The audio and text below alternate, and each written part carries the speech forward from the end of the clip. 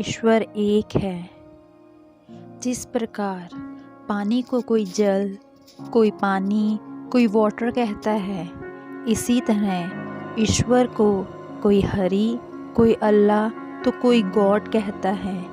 जैसे मिठाई अलग अलग आकार की होती है, उसी तरह ईश्वर भी देश काल के अनुसार अलग रूपों में होते हैं। एक बड़े से तालाब में बहुत से घाट होते हैं, पर हर घाट पर एक ही पानी मिलता है।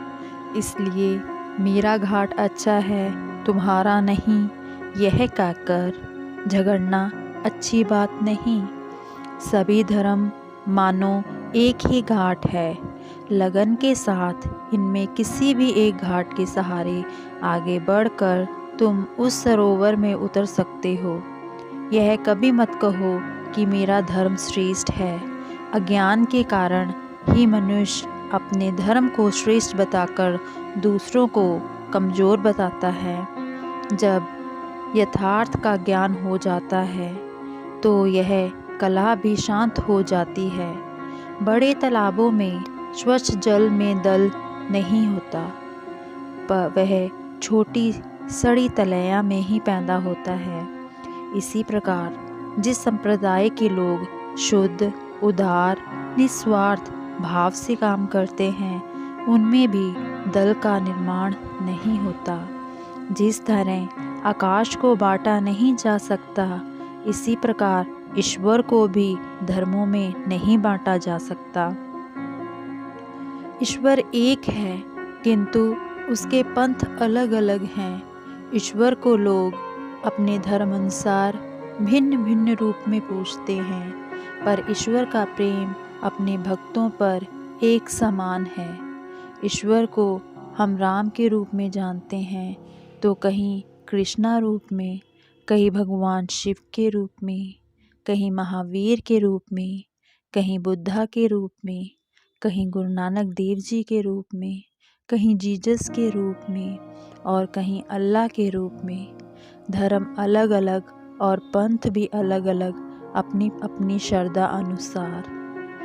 ईश्वर के अनेक रूप होते हुए भी वह अपने बंदों से एक ही जैसा प्रेम करता है, और दुख सुख तो मनुष्य सिर्फ अपने कर्मों के अनुसार ही भोगता है। जिस प्रकार हम ईश्वर को प्रेम स्वरूप मानते हैं, ठीक उसी प्रकार मनुष्य भी प्रेम स्वरूप बन जाता है।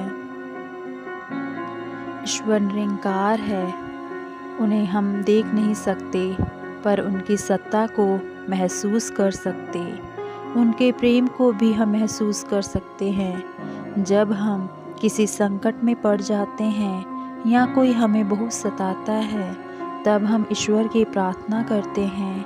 यही वो अटूट विश्वास है जो हमें एहसास कराता है, यकीन दिलाता है कि ईश्वर एक है, ईश्वर है, और ईश्वर के प्रति हमारी आस्था बढ़ती जाती है। पर अज्ञानवश मनुष्य अपने धर्म या पंथ को सर्वश्रेष्ठ घोषित करने का प्रयास करता है और दूसरे पंथ को तुच्छ दिखाने का प्रयास। पर ईश्वर का दृष्टिकोण अपने भक्तों के प्रति श्रद्धा एक जैसा ही है। परमात्मा तो प्रेम और भक्ति के भूखे हैं, ना कि सर्वश्रेष्ठ प्रदर्शन के। ईश्वर के गुणगान गुरु नानक देव जी की शिक्षाओं का मूल मंत्र है। ईश्वर के विषय में उन्होंने बहुत से विचार प्रस्तुत किए हैं। गुरु नानक देव जी कहते हैं, ईश्वर एक है।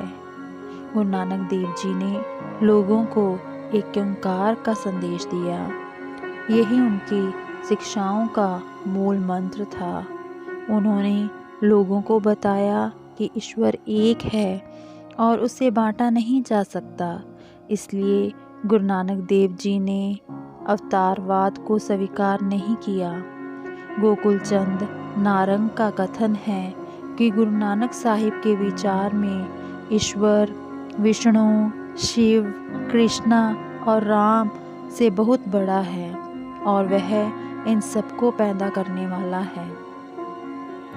गुरु नानक देव जी कहते हैं, ईश्वर निरंकार है। गुरु नानक देव जी ने ईश्वर को निरंकार बताया है। उनका कहना था कि ईश्वर का कोई आकार अथवा रूप रंग नहीं है, फिर भी उसके अनेक गुण हैं जिनका वर्णन शब्दों में नहीं किया जा सकता। ईश्वर सर्वव्यापी है। गुरु नानक देव जी ने ईश्वर को सर्वव्यापी बताया है। उनके अनुसार ईश्वर सृष्टि के प्रत्येक कण में मौजूद है। उसे मंदिर अथवा मस्जिद की चारदीवारी में बंद नहीं रखा जा सकता। ईश्वर दयालु है। गुरु नानक देव जी के अनुसार ईश्वर दयालु है। वह आवश्यकता पड़ने पर अपने भक्तों को अवश्य सहायता करता है। वह उनके हृदय में निवास करता है। जो लोग अपने आप को ईश्वर के प्रति समर्पित कर देते हैं, उनके सुख दुख का ध्यान ईश्वर स्वयं रखता है। ईश्वर महान है।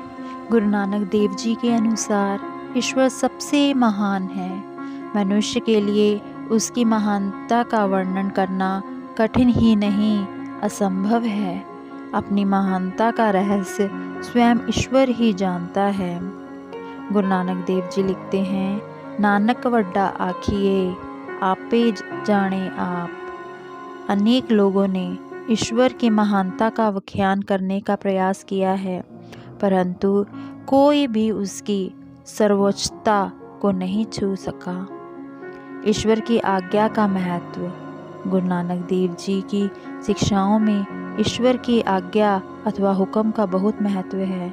उनके अनुसार सृष्टि का प्रत्येक कार्य उसी ईश्वर के हुक्म से होता है, अतः हमें उसकी प्रत्येक आज्ञा को मीठा पाना समझकर स्वीकार कर लेना चाहिए।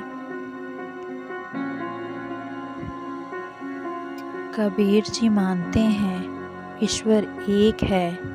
वे इसके समर्थन में ये तर्क देते हैं, इस पृथ्वी में विद्यमान हवा एक है, इस पृथ्वी में जल भी एक ही है, ज्योति सभी मनुष्यों में एक ही है, सभी मनुष्य इसी मिट्टी से बने हैं, ईश्वर रूपी कुम्हार भी एक ही है जो मिट्टी को सनाता है।